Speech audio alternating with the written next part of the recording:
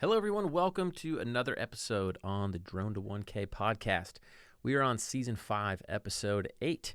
Today, I have a guest, Curtis Kloc, with Inspections Over Coffee.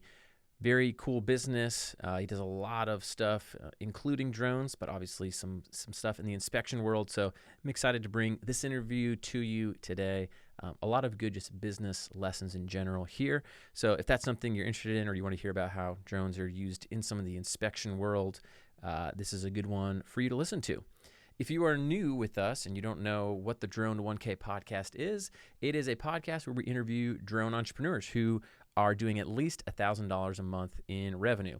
So we have some drone entrepreneurs who have created companies that do hundreds of thousands of dollars a year in revenue, and some that do maybe just in the tens of thousands of dollars per year in revenue. I want to give you a broad spectrum of part-time folks, people doing things in real estate, people doing things in mapping, people doing things in FPV, all sorts of different areas and income levels to give you an idea of what's possible with the drone business and hopefully give you some tips, jog your thoughts, help you think of, hey, what can I do if I want to start something like this? So we've gotten a lot of good reviews. People find the podcast helpful, which is very encouraging to me, helps me keep it going. So if you like this podcast and you want to leave us a review, I would love to send you a free shirt to say thank you for taking the time to do that. Just leave an honest review, whatever you'd like to rate it, however helpful you think it is to you. Just take a screenshot of your review, send it to George, Jorge, at dronelaunchacademy.com, and then you can copy me, David, at dronelaunchacademy.com, and show us your review, and we'll get a shirt out to you. They're nice and comfy. It's actually the same one I've got on now, although we have different colors. But we're not just hawking crappy t-shirts on you. These are the same ones that I wear. So we just want to say thank you for taking the time to do that. Also, I talk about this on a lot of the podcast intros, but if you want some free swag, we give away some free swag and a course to some of our early listeners. So if you are listening to this podcast in the first week that it's released, just go to the email that it came in or go to the YouTube video link description. There's a link there. Answer one question about the podcast to prove that you actually listened to the episode, and you'll be entered to win some free drone launch swag. You can rank them in the order of like what you want, like a mug or a t-shirt or stuff like that. So we just want to reward our early listeners and our loyal listeners as well. So anything else I need to talk about? If you want some discounts on courses, you can go to dronelaunchacademy.com/D1K discount. That's not indexed anywhere, so you have to type that in manually, but you can go there and get some discounts on some of our courses.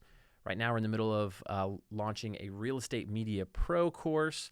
That's being taught live right now by Dominic Wilkerson. He's been a previous podcast guest. I'm going to try to get him back on here to give some updates. So if you're interested in the real estate world or getting started with drones that way, that could be really good for you. We're going to release that course down the road. We're going to produce a nice version of it, but right now we're in there with some beta students, about 100 of them, testing it and getting it taught live and getting their thoughts and feedback on it so we can make a super awesome course once we have the final one done. We have courses on mapping, modeling. What I'm really excited about is our Drone Launch Connect community. If you want to get in there, we're actually about to close down to make it not so it's not open anymore, so we can build that community from within. So I think after it's closed, you'll only be able to get in if you have like a referral from an existing member. But if you're interested in that, it'll be open for this week and next week, I think, or it'll be closing on Tuesday. I'm not sure if it'll be closed or not by the time this podcast comes out. But if you're interested, just go to dronelaunchconnect.com and you can check that out. All right, without further ado, let's get to the interview. Thanks. All right. Well, welcome, Kurt, to the Drone to 1K podcast. Appreciate you coming on. This is Curtis Kloc of Inspections Over Coffee. Thanks for coming on, man. Thank you, sir. Nice to meet you. Yeah, you too. So I usually start off the podcast asking everybody how they got into drones, and you were telling me about it a little bit before we started. So you're kind of more unique than some of the other guests we have in that you don't just have a drone service business. So why don't you tell us maybe how you got into drones initially, and then talk about your kind of business as a whole and how drones fit in. Sure. I actually had an inspection company, property inspections, environmental, did a lot of work with insurance companies, engineering firms, stuff like that down in Florida. I sold that business, moved out to Colorado, and I wouldn't have thought that I would have needed a drone down in Florida. And I don't even know when they were invented. It first became like something you could buy at Best Buy, but there's a lot of really big roofs and buildings out in the Colorado area, and you didn't want to like climb up on a 40-foot ladder to properly inspect a roof. And so I'm big on marketing. And so I said, well, look at all of the inspectors. I mean, we were basically, when I sold that company, that was almost like a 7-figure per year company. So to give you, anyone listening, like a perspective, most home inspectors make like 50, 60 grand a year. My Denver business was doing 150,000 a month. And because we're always talking to the real estate worlds about what we're doing and how we're doing it different. And we always try to be progressive. So our reports are color coded and have videos. And um, we're always trying to be 1% better the next time we go out.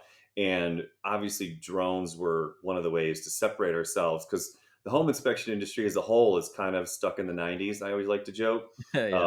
It's just a guy with a truck and a flashlight. He goes home and writes the report for 4 hours, and we actually do it right on site. So I've Oh, got wow. everybody down 2.5 hours, and that includes droning a roof, uploading the videos, and, transferring them to a bigger iPad to look at it and actually inspect it. And then the other thing is, I don't have the Colorado business anymore. I'm actually in Phoenix now, and like 90% of the roofs down here are tile roofs. And you might have a crazy homeowner who goes, we write down, yeah, there's a tile roof. The tiles are broken. And then they go, well, they weren't broken before you walked on the roof. So it's another reason not to want to walk on the roof. And you could see, I mean, with the drones that are available nowadays, the 4K, 5K videos. One, it's not very expensive to equip our teams, and two, we get cool videos for our real estate partners, and then three, we just can't hardly miss anything. Yeah. No, that's awesome. So that's great to get this perspective, because I was telling you before, a lot of times on the podcast we get a lot of people who are shooting for real estate, or maybe they got side gigs, but it's cool to hear somebody's perspective where you own business, and I think you said even there you franchise them too, right? Yep. Yeah, and So you yeah, said I sell inspections over coffee franchises, and everybody who gets a franchise has to get drone license, and then part of our training curriculum is teaching them how to use the drone the way we do to make sure there's no inaccessible roofs. yeah, that's awesome. So when did you first, when were you like, oh, we got to get a drone in here? Was it like right when drones were first getting popular, you said, or do you remember Well, when it was that you when got did this drones idea? first become popular? I don't know. Let's see. They had the Phantom 3 standard in like 2015, 2016. That was kind of like, I feel like when they started really kind of becoming more accessible, they were in like the four or It five was hundred dollar it was range. right around there, because me and my old business partner, we had the business both by us, the Mavic 2 Pro, and I don't think that had been out very long. And Okay. then the for all the inspectors, we bought them Mavic Minis. Okay. Cool. So yeah. So several years. That's awesome. So Yeah, when five, you six were, years. when Well, you can I first, add one more thing to it? yeah, So please, please. another thing that's really cool that realtors love about us is, like, most inspectors will go inspect a condo and they just go look at the condo. And it might be like a mid-rise 4 or 5 story building. But what I always do is actually take the drone up and have a look at a huge roof, tell them what condition the roof is in. I'm going to brag a little bit, but I have the Please. Mavic 3 Cinematic. So now I can actually get it really close to, say, like an air compressor on the roof. Sometimes I can actually get it close enough where I can zoom in and pull the serial and model number off of the air conditioner. So again, it's just those little things that we try to use to separate ourselves, that nobody else would have gotten that. You buy into a condo and sometimes people go, well, the roof is the HOA's problem. And you're like, well, Right. yeah, but you're now 1/200th of the HOA. So do you want to know what condition it's in? You know, Yeah. Yeah. That's a good point. That's a good point. Um, no, that's awesome. So if you're going back, and you said, you and your business partner first got Mavic 2 Pros. Um, what was it like when you first got, like, what were you going out on your very first kind of inspections as you were implementing drones on? What was that like? What kind of stuff were you looking for? Like, talk us through how you were figuring that out. And it's scary. really?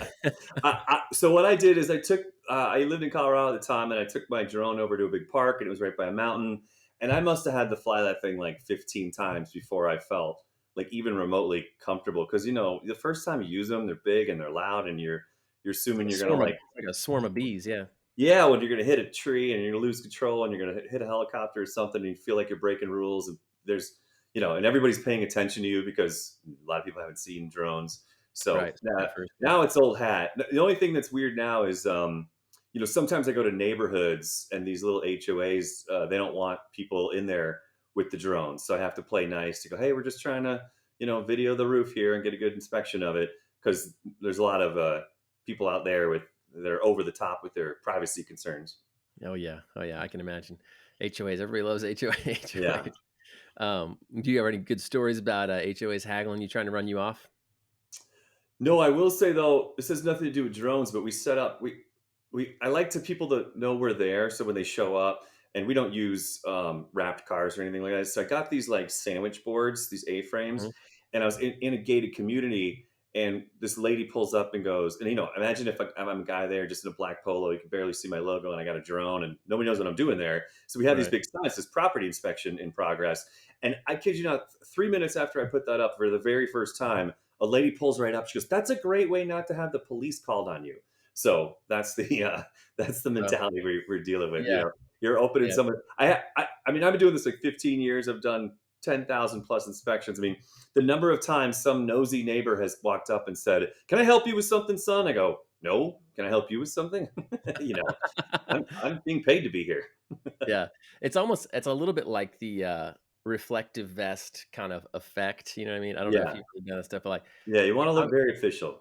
yeah, like I was, my friend hired me to go do some shooting for him. He owns a video production company. I do a little bit on the side for like people I know, and it was supposed to be like some big parking garage. It was downtown. There's gonna be a lot of people around. I'm like thinking, I don't want to go down there and get a drone out. People are gonna be like, "Well, what do you do? This and that, dude." I kid you not. All I do is pick a little. I got a little standard reflective vest. It says nothing on it. I just put it on and I just walked out there, and people just looked at me and just like looked away. They don't care. They're like, "Oh, That's he's doing something official," you know. So that's a pretty clever idea. I'll tell you, I I, I know of you because I took one of your classes in the academy, and I was trying to learn how to take cinematic video. So I go to the downtown in my city, and I find like a 5-story parking garage, and I think, oh, it's Friday afternoon. I'm gonna try to. I'm practicing, right? I want to get like some sunset videos and some stuff of the downtown.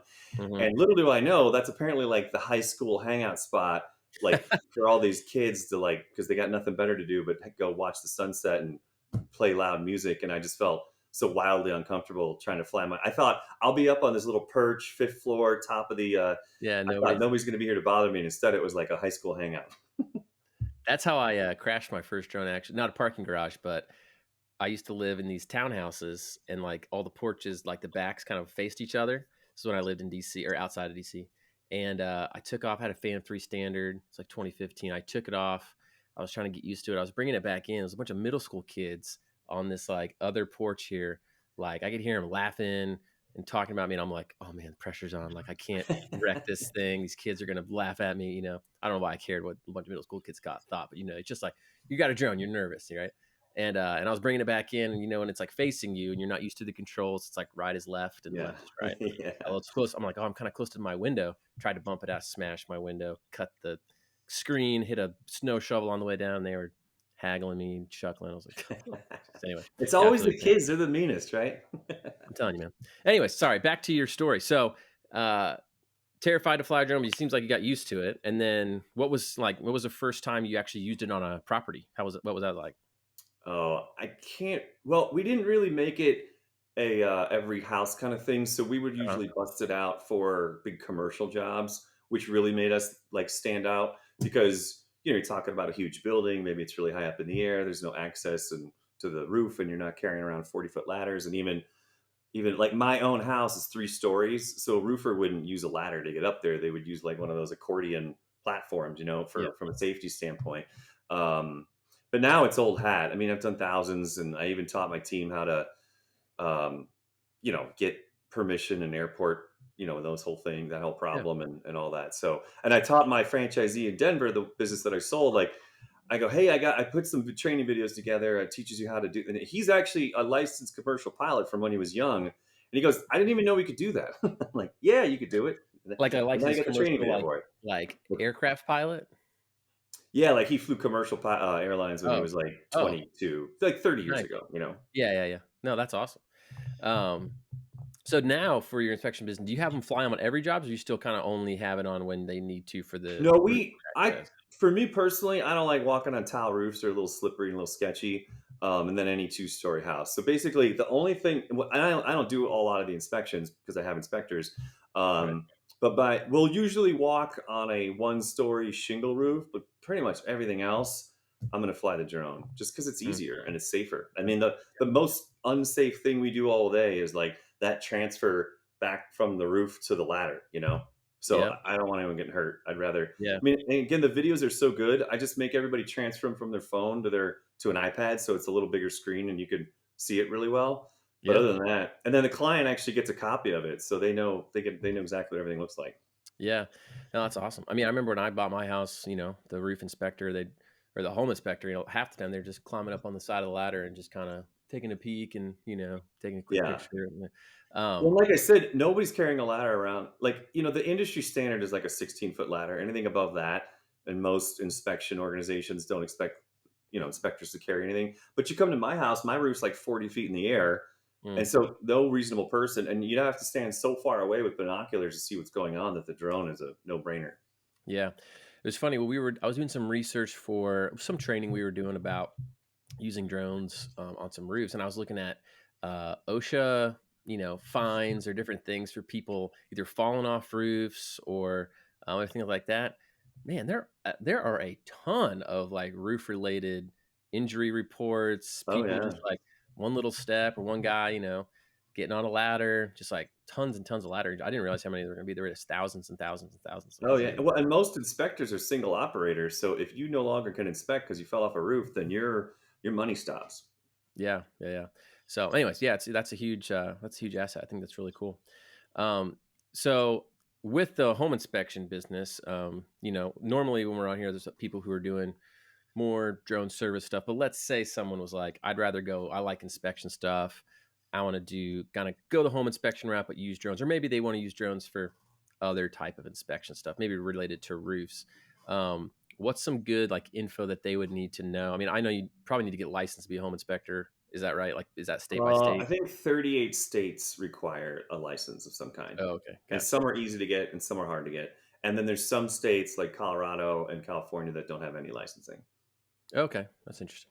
Um, but for like a home inspection, I'm assuming it varies by place in the country, like everything does. But like, what's a typical home inspection going to run of like, let's say like a 2,000 square foot house, like two Uh, stories.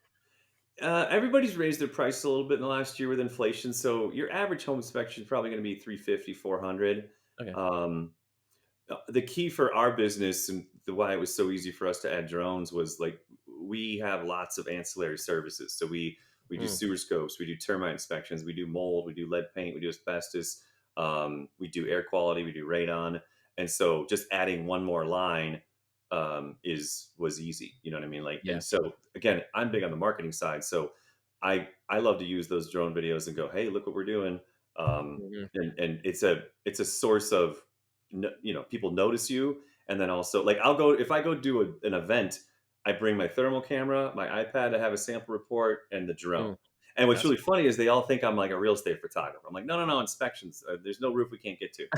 yeah. But yeah, so like the business I sold in Denver, I sold my half of it. It's still a franchise. It did 1.55 million last year. Mm, And I moved to Phoenix and it was COVID. So I wasn't selling a lot of franchises. Not a lot of people were starting businesses. So I started one of my own franchises, and we're in like month 15 and we're doing about like 30,000 a month right now. wow, that's awesome. So I think, regardless of, you're doing home inspection stuff, but no matter what, if you have a business and you have a service, a lot of the marketing principles are going to be similar or the same. So if you're talking to somebody, let's say, and they're wanting to start a drone service business, um, maybe inspections or whatever, like, and you're going to coach them through, hey, I want to get started first 3 months. What should I be doing? Like, what would you say? I say the same thing I tell everybody, and that is you have to understand. Okay, here's the mistake new business owners make. They want to talk about what they do. And the reality is, nobody gives a shit what you do. You have to take some time, pour a glass of wine, drink a beer, whatever you do, relax, write down on one side of a piece of paper everything you do. And on the other side of the paper, write down what that means to the person who would hire you. Mm, And you spend all of your time talking about what it means to other people.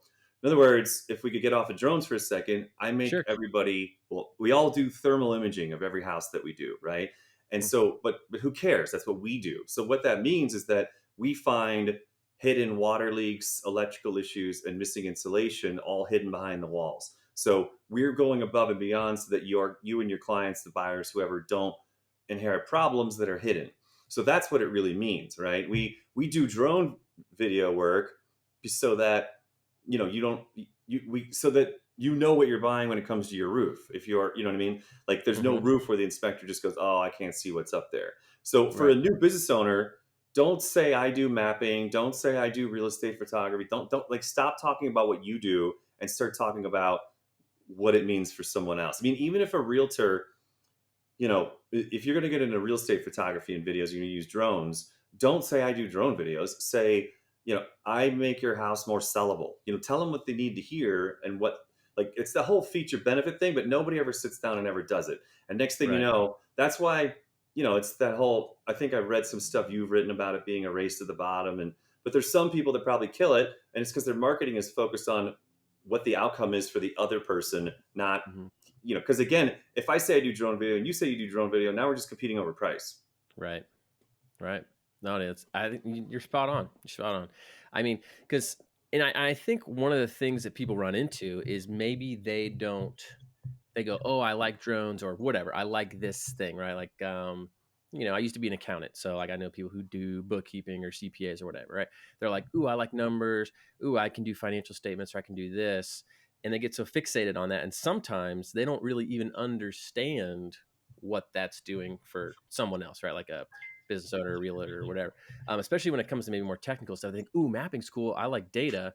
But when they go to meet with a person in construction or whatever, surveyor, they're like, okay, cool. How am I going to use this? And they're going to be like, well, I don't really know. Can't you use it for something, or isn't it valuable somehow? But they don't really know how to communicate that, right? Well, So, not only that, but I think that's the second half of it, and that's about being a professional. Like I take it, like I don't take myself seriously, but I take the business very seriously, and I'm not going to send anybody out that isn't fully capable and trained like from day one. So I can the way to relate that back to drones, and the reason I know who you are is because I took one of your academy things on um, cinematic drone videos and stuff mhm. because I wanted to learn that as a hobby and sort of give back to my realtors and be able to take good videos.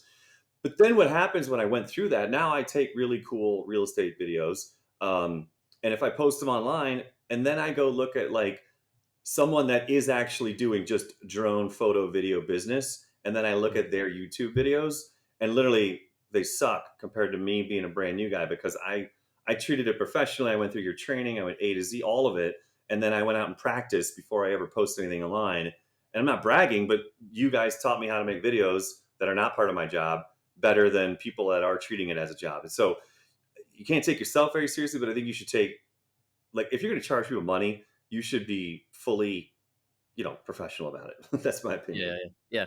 Well, tell me a little bit about that too. So you use, well, I have a couple questions. So you're talking about thermal drones earlier too, and I'm interested in hearing about that. So let's go thermal first. So you say you do thermal inspection on every. No, you use a thermal Don't drone for no that, no or no we just have like no because don't I think the one drone is really expensive for thermal, and the only reason we would use a thermal drone is to look at solar panels.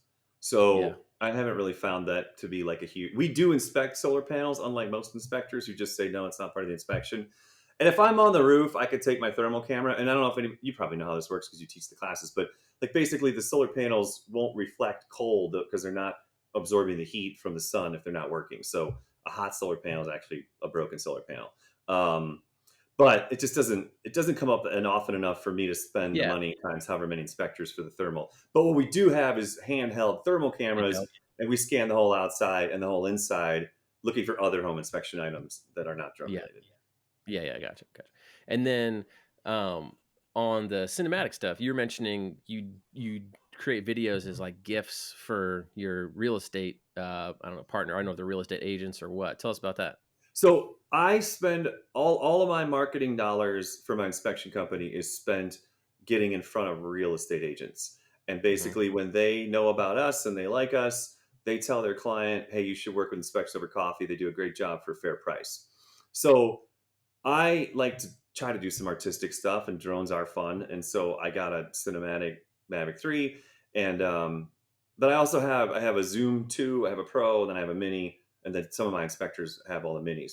Um, and if I'm like I so now I live in Gilbert, just outside of Phoenix, and Phoenix has some really cool properties on mountains and all that kind of stuff. Hmm. So I'll literally, if I have my drone with me and I see a cool piece of property, I'll just pop it out, go do some cool video of it, and then I'll edit it and I throw it up on our YouTube page. But then what I can also do is if I do have realtors that are referring us business and I go, hey, if you've got a listing and you want some cool drone video, like Hmm. I'll just, I don't have to even charge you. I'll just go do it. And then, you know, so I've done that. I did one guy, his mom, she wanted to sell. So I did some for them. And for me, I put it up on our YouTube page and it's also credibility Gotcha. building. Yeah, yeah, yeah. That's smart. I mean, it also gives you more face time in front of that real estate agent and get to build some goodwill with them, right? Yeah. Well, Yeah. and if you get really good videos of really cool properties up on mountains, like it's an attention getter when you're at like a convention or speaking to them or whatever, you know. Yeah. So I'm guessing real estate agents are your number one like referral source Oh, for all 100%. things Yeah. home inspection. Yeah. Yeah. Are you guys doing mostly residential stuff? Mentioned that you do some commercial stuff too, right? Yeah, usually what happens is it takes like 2 or 3 years of being on site doing a lot of residential, and then some commercial people get to know who you are. But we do actually, we have a whole commercial side built out, and it just takes a little longer to penetrate them because they don't like change. Yeah. Well, it's because you have to fight that with a lot of people. Um, so with the if you're when you're building, again, we can just go back to like general business stuff too, because I think a lot of this crossover is the same, right? Mhm. What are your strategy for getting in front of real estate agents? Like, how do you do that? Are you just going to events where they are? Are you just walking in their office? What do you do to get in front of them? You could do all of that, but again, if you do it, if you look, if you walk in there and go, "I'm a drone person, please work with me," they're gonna go, "Okay." I mean, you might win some people business going in cold like that, but again, if you had a drone business that said, you know, throw out some technical stuff, you do white balancing, you use Premiere Pro to edit, whatever, and then you go, we're always on. Like again, your thing that you do, we're always on time. We use the latest technology. We'll throw, whatever you do, and you flip that to the other thing that will make any of the efforts and outreach that you do like on steroids, right? So one of the number one places to find real estate agents is LinkedIn. So I use LinkedIn as a social media platform to find realtors, not as Hmm. a hey, here's my resume and give me a job. So what I do is I have a pre-made email message and I link up. I probably have like 3,000 people on my LinkedIn right now. I think about 800 of them are realtors in Phoenix. So like every morning I just shoot that same email message 20, 25 times to Hmm. new realtors. Says, hey, this is what we do. I have I'm a paid preferred partner at several agencies. So basically, I get to talk at their events. I get access to the realtors. I'm listed, my logos everywhere. I get to teach classes, all those kinds of things. Now, is And that then with the actual like real estate offices, or is that with like the real estate associations in the the area? offices. So that Oh, like okay. if you have a local Keller Williams office, they might have a preferred partner program, and for $500 a month or $100 a month or 1,000, whatever, depending on how big they are, how many agents they have. And they also have different levels. You could have like gold, silver, bronze, where you get more if you're gold, but you pay more. But they usually have happy hour events. They have all these events for you to get to go out and meet realtors. So there's lots of those kinds of things. Gotcha. What I'm working on right now is I actually put together an entire real estate, like top real estate agent training curriculum where I'm Hmm. doing all the video work right now. And I'm sort of giving them behind the scenes. Like, here's what we're looking at for roofs. Here's what we're looking at for mold. Here's what we're looking at for asbestos. Here's what we're looking at for structural problems. And they're all like 4 to 7 minute videos. And Yeah. then I have a database of realtors that I paid for and I've cleaned up over the years. So I have like 17,000 realtors there. But again, nobody knows who you are. So what I'm doing is I put this curriculum together of things that I'm an expert about that they only need every so often. So that'll soon be on our YouTube page and then embedded it all into their own individual blog posts. So not only me, but all my new franchisees will be able to send these trainings out. They're very Nice. short and simple. And again, there's no ask, right? We're just like, Right. hey, we're all credibility, education, giving you help. And then, of course, on the blog page, there's always the button to take you to whoever your local inspection over coffee is. So it's some nice circular, you could send the email out that says, hey, are you wanting to learn about lead paint? It's a 5 minute video, everything you know about lead paint and how we find it or don't find it. Right. And then again, because that's the hardest part of any service business is there's plenty of home inspectors to go around. There's plenty of financial advisors to go around. There's plenty of CPAs to go around. There's plenty of drone operators to go around. So what you need is credibility. So, I find that education for the realtors is great. No, that's so smart. And I really like the 5-minute part of it too, because a problem I get sometimes, we all get 1,000 emails a day. And I get one that's like, hey, do this, well, I just made this ultimate resource. And I'm thinking, click on it. It's like a 40-minute video. I'm like, I'm not going to watch this. You know what I mean? Yeah. But, or you're thinking everybody's busy. And if you're interrupting them with an email or an ad or whatever it is, and they're like, oh, there's going to be a big time suck, unless they really, really want to see it and like they have a big problem or something, they're probably not going to sit there because they're in the middle of their day. But they're like, oh, lead paint, this could be a problem because there's a lot of old homes here. So 5 minutes, let me just watch this real quick. You know what I mean? I think that's really good to have that in a much more consumable format. Yeah, and you know what's funny? Because what that does is that gives me the ability to put all of that in email form and send that out. And even if they don't ever watch it, then they still know that I have all that knowledge, and maybe they'll give Yeah. us a chance when it's time for them to need an expert. Yeah. No, it's so true. And I think it's another thing that could be learned too on the education side of it, right? So obviously we do drone education, so I kind of live in that world, right? But I've seen other people successfully do this in service businesses.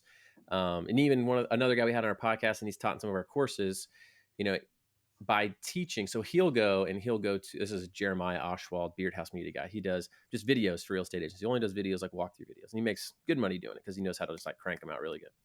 But he just goes and he says, hey, goes to the Association of Realtors, kind of like you're saying, get in front of people to train or teach. He'll teach them, hey, let me just show you, if you want to do drone stuff, what it takes to shoot drone listings. You need a license. You need to make sure you're checking the airspace. You need to, he walks them through it. And so it's either helpful for them because then they're like, oh, cool, I can do that. But then half of them are like, I don't want to bother with all that stuff. Right. I'll But just now call he's him. like, yeah, now he's seen there as the expert, and he's like, and he does not pushy. He's just like, hey, if you want to, chat about anything, or if I can help you, let me know.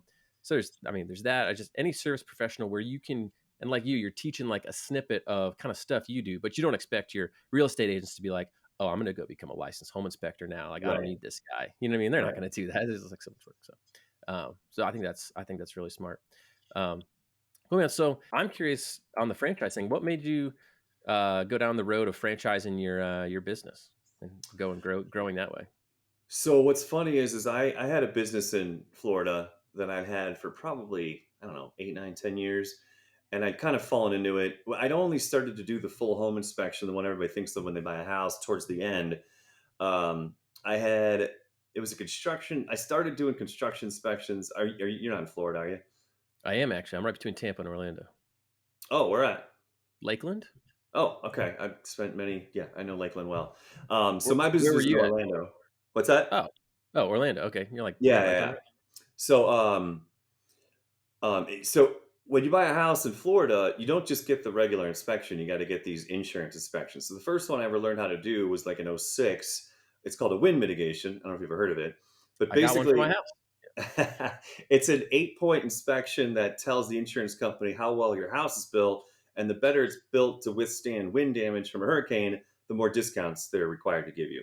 So Mhm. I actually came. I was an investment advisor before that. I sold that small practice, and I started doing these wind mitigations because the state was paying for them, and you could do like 10 a day at $100 a pop, and it was good money. You're wearing shorts and a cargo short and shirt and driving around all day. And so when the funding for that ran out, I kind of found myself like, oh, I better kind of turn this into a business. So I made postcards. I started to go around to insurance companies. Then they added this inspection called a 4-point inspection, which is kind of a light version of a wind mitigation.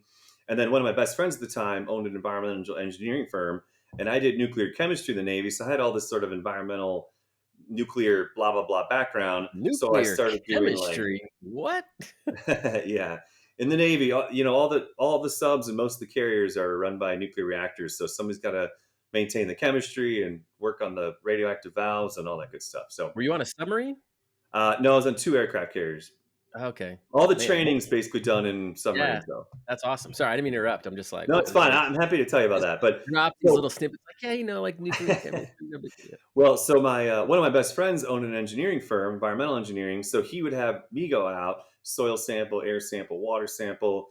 I worked with industrial hygienists. We do mold, lead paint. We were doing this was back in the time of Chinese drywall, so I learned how to do Chinese drywall testing.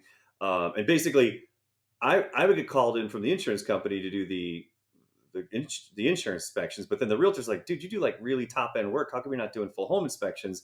And in my mind, the full home inspection was like a guy with a ponytail, a cigarette, and a clipboard. And when he's not doing a home inspection, he's like working on an air compressor, an air conditioner. And I'm like, that's so not me, right? But then I Yeah. kind of just started to learn what an inspection was and was not. I was like, oh, we could do that. We could actually do it better than everybody's doing. So that's what we do. Um, so I kind of forgot your original question, but No, I asked you how you got into franchising it, and you mentioned that you oh, first sorry, started sorry. Yeah, so I putting up sold the business in ag. Orlando. It was mildly successful, a couple hundred grand a year. But That I was was kind of so a one man. I made all the hold on. mistakes everybody, huh? Sorry, so you were in Orlando, you had a Yep, home inspection business with all these other kind of, like, ancillary services with it, yep. and you were the only person in it, and you're making a couple 100 grand a year doing it? Pretty much, yeah. I Yeah. made the same mistakes everybody else makes. Like I would bring a guy in, I would train him a little bit. He would try to steal my business. I didn't train him very well, so people like working with me, but not him. And it was just the whole platform and foundation wasn't there. So at some point, I said, "Look, there's like 18 systems I need to turn this into like a real business. I need accounting and I need the ability to take credit cards and I need like I was one of the first people that took all these forms and put them into like a workable PDF and I had people signing the contracts and stuff right and the wind mitigation right on the iPad instead of Mhm. doing it manually. So I was ahead of the curve on all that stuff. So once I finally built all of those systems, then I sold that business. I moved to Colorado, and my buddy was like, "You got a pretty good thing going on there. I think we should." So he actually paid me to be my 50-50 partner. And we basically built that one from the ground up with every intention of taking it city to city. Well, once you try a bunch of different things, whether it's joint venture or this or that, or trying to, if I were to try and hire an inspector in Orlando for my Orlando business that I'm not on site for, like it just almost never works. So where we ended up landing was franchising. You pay for the franchise, you get the same business and systems that the 7-figure company runs on. You get all the training, so you're like a little clone of me, basically. And then not only that, but all of that training that you get when you're ready to bring an inspector in, they go through the same training. If you bring a salesperson in, they go through the same training. And it's been expensive over the years. I'm still not huge yet, but we're working on it. But it's really about having that foundation. I mean, I probably have like 100+ training videos for a new franchisee, whether it's in the office inspecting. I mean, even all Mm. the things we're talking about, like going out to offices and doing outreach and talking to realtors, like we have, it's all like in video format for people to just revisit whenever they want. So Yeah, we just yeah. found that if somebody pays to play, they're most likely to have a chance of success because we would literally set people up with our business model and we would 50-50 own the company with them. And then they would go, well, how come you're not get fined? Like they weren't doing all of the things necessary. They weren't treating it like a real business owner, if that makes Yeah, sense. well, yeah, if you don't have I mean, I found it with myself, when you don't have skin in the game and monetary investment and a lot of time investment, you don't take it as seriously no matter what, so Yeah, and one of my first training videos when you first become a franchisee is called "Owning a Small Business is Not What You Think It Is." So, and it's just maybe 10-minute, 12-minute, 15-minute video about like it's not BNI meetings, it's not Chamber of Commerce meetings, it's not any of that stuff. You know what I mean? Like everybody, they think they're working, it feels like work, but you're not actually getting anything done. So, Right.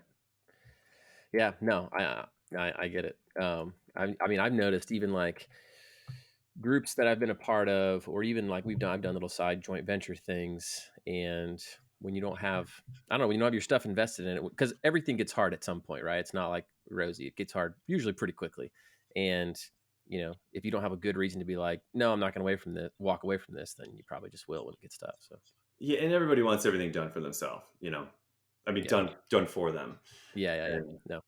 There's no No, that's free. awesome. Well, and it's funny offshoot. I'll have realtors go, "Well, are you going to send me referrals?" I'm like, "Listen, I have 1,000 realtors that send me a referral. If I had a referral for every one of them, I would just, I would just start a brokerage." you know? You're like, "Thanks for the idea." Yeah. Yeah. Um, no. Well, hey, man, that's awesome. It sounds like you've built a great system, and like you said, you've been in business and learned all these mistakes, and know kind of every time you make a mistake and you go to do it again, you can make sure you set it up the right way. So I think it's awesome that you have those systems in place to have a business that's sounds like it's scaling and growing, and some great Well, and, great and advice I so know far. this is for people that are kind of wanting to get going in the drone business, right? So I would just make sure, my big piece of advice are know what you're doing, like be a professional. And then number two is just take that time. It does take some real mental power to think about, like, forget about what you want to say and what you want to feel, what you want to think. Like think about someone's listening to you. You're going to tell them, I do drone video. They're going to go, great. So does my uncle and my cousin and my 9-year-old nephew, right? Yeah. So if you've got some really compelling things that makes you more professional and higher level, and you deliver on them, that's the difference between people who succeed in any business and people who don't. Is they sit down and they figure out. I mean, because there's plenty. Like I said, our home inspection businesses grow super fast because we do all that.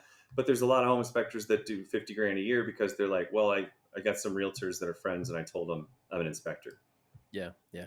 And I think it's another thing that a lot of people complain about, right? Is when I've found when someone tries something and they're not successful in any type of established market, their go-to excuse is, well, the market's just saturated. You know what I mean? That's the reason I can't get business because the market's saturated. And it's like, no, just because there's other people doing what you're doing doesn't mean it's saturated. It means that other people have figured it out better than you, right? Like you're Sure. going into home inspection. Like you said, there's tons of home inspectors, but you're really successful because you've sat down and done the difficult thing of thinking through that and trying to think of systems and hey, what does the customer actually want, rather than just being like, I know how to do this service, people should pay me for it, what's wrong with other people, right? You're like Yeah. flipping Everybody things. thinks when you get the license, it's a license to print money, and I would say that that is completely false. Yeah, Eh, yeah, getting the license is the easy part. yeah. And that's kind of true with any service business where you have to have a license. Like just because you go and pass the bar exam and open up a little office and hang a sign out, like it's not like you're going to become a successful attorney or Yeah. CPA or whatever, you know what I mean? I tell people that all the time. I'm like, one of my good friends from grade school is a chiropractor, and he's pretty good. And guess what? He's also buying the joint chiropractic franchises because it's like I have this little FAQ thing that I send out to people that are interested in the franchise, and I try to tell them like we're everything past the license. We're the whole business model, like because otherwise you need a website, flyers, business cards. You need marketing emails. You need a system that sends out the marketing emails. You need people to send out the marketing. Like my last piece of advice would be like start really small with your niche, and nobody ever wants to hear this because if you just go running around telling everybody you do your own video, like who cares? No one's going to care. I would even tell you that you should like don't just even say real estate or don't say construction. Like you should go even smaller than that. Here's why: it's because if you're going to take my advice on all that outreach stuff that we do, and you go to LinkedIn, and it is easy to find realtors, but if you find realtors that work with veterans, right, and you give a veteran like it just becomes easier and easier to find those people, and your message resonates much better with those people. It doesn't mean that the other realtor in their office that doesn't work with real veterans won't call you for business, but this is all about your marketing and your outreach and your message, and you want to Oh be able yeah. to take that to as specific of a group of people as possible. That was my biggest probably eye-opening moment when I went from finance, where kind of everybody was a potential client, to these very specific insurance inspections. Because all I had to do was drive around and stop by insurance offices. So your little local insurance agency that says, you know, State Farm or Allstate or whatever. Like I would literally just walk in and go, "Hey, here's some postcards," and like maybe we'd be friendly, maybe we wouldn't. But I got phone calls because I was providing. They were like, because you go get your homeowner's insurance, they would go, "How? Who the heck do I call?" Like, "Oh, I got a postcard right here. Call Kurt." So, but it just made my marketing very easy and very Yeah, inexpensive. yeah. Yeah, no, it's so true.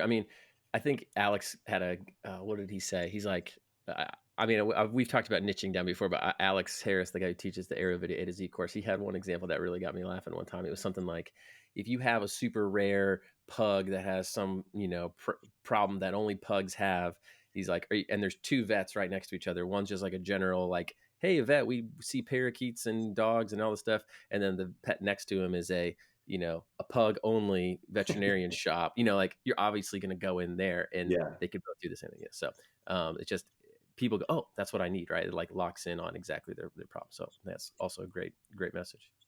So that is true, and I'll tell you, like the marketing thing is that it's all about having a very specific thing you do for people that helps them solve a problem.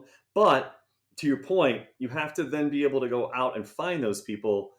If I started like a I don't know, baby stroller company for single moms, like I have no idea where to go find single moms. Like, do you go to PTA meetings? I just wouldn't do it because I don't know where you find that group of people, right? Yeah. But if you said, you're a realtor and you help veterans and first responders, you could put all of your marketing together, and you go to the VFW and you go to LinkedIn, and you could link up with every single veteran. You could literally walk into the police station and drop flyers and go, hey, we do really specific stuff for police officers and firemen. And you go to the fire station, and literally you could go to them and teach them classes about what you do, and they're definitely going to be interested. And I always tell people, I'm like, if you help a colonel buy a house as a realtor, that doesn't mean you can't help his brother who's not in the military. This was just your way to do that Yeah. outreach to that group of people and help them, you know? Yeah. Yeah. Now, Can I tell you one last funny drone story? please. Yeah, always. So back to drones, I feel like we just talked all business, but so had the Mavic Mini. I like it. I love how small it is. It gets up really easy and fast. But I was in a really rough part of town, and I was doing this crappy little condo, and I was like, well, let's just have a quick look at what the roof looks like. The building and all the buildings weren't really well taken care of and all that stuff. And again, being in Phoenix, I had one of those like desert storms pop up really fast, and you could kind of see it coming, but and I got to tell you, be careful with the Mavic Mini. It's really light, and that wind just pushed it like 2.5, 3 blocks away. And I'm like, oh my Lord. I'm like freaking out. Cause again, I'm in not a great part of town. Right. And you're not trying to like be in people's neighborhoods, and, Yeah. I, Were so you I, just like, I'm I'm not like, getting that drone back, or what? what's that? Did you just like cough it up like, well, that's gone, No, or did you no, go? it's $500. I wasn't letting that go. So what I did do though is I saw this enormous white trailer parked in front of a house, kind of like a construction type trailer. And I Yeah. was like, man, I don't know where, because I'm looking at like on my phone almost, like trying to figure out where the drone went. I couldn't bring it back, and so I land next to the white trailer, and I'm like, man. So I jump in my car real fast. I run around, and it's one of those neighborhoods where you got like all way or 3 blocks around. And somehow I'm like, oh my God, thank God I picked the white trailer, because you look down the street and there's this huge white trailer. And luckily, Oh, there were no kids or anything on. I was able to pop by and go get it. But be careful with the wind with those Mavic Minis. yeah, man. That I was flying one the other day. It wasn't even the Mavic Mini, it was the Mavic Air 2, and I got it up and I was trying to flash it. I was like, man, what is this thing? It was going like this to the side. And of course, the DJI, I think, is freaking out. Strong winds, land now. And I was like, Yeah, yeah. it's fine. But yeah, it was, you got to be careful. I've had That's to take, yeah, I've tried to take some of that cinematic video that Alex taught me, and you just can't do it on a windy day. You can't get a smooth Yeah. video. Yeah. You should have seen, I tried to hyperlapse that day, and it was like all over the place, bouncing all over around. So, Yeah. um, but anyways, well, Kurt, I appreciate you getting on here and sharing all your business advice. I mean, I know you're doing home inspection stuff, but it's like I said, it's still applicable. People are starting service businesses. Same thought process applies to anyone who's trying to do this stuff. So, Well, my I last piece appreciate. of advice is you don't become a successful business owner because you do one thing right. You become a successful business owner because you got to do everything right. That's good. Well, no pressure, everybody, but but no, it's true. That's true. Well, thanks, Kurt. Hey, before we go though, where can people find out more about you if they want to like look you up or send you a message? Sounds like you're on LinkedIn, right? I'm everywhere. You can look up my name. My last name is, you'll probably have it on here, but it's spelled Kloc. So it's pronounced clock, but it's spelled wrong. If you look up Inspections Over Coffee, we're all over Google, website, yeah, LinkedIn, Instagram, Facebook. I'm very easy to find. Cool. And Hopefully, I don't owe anybody any money.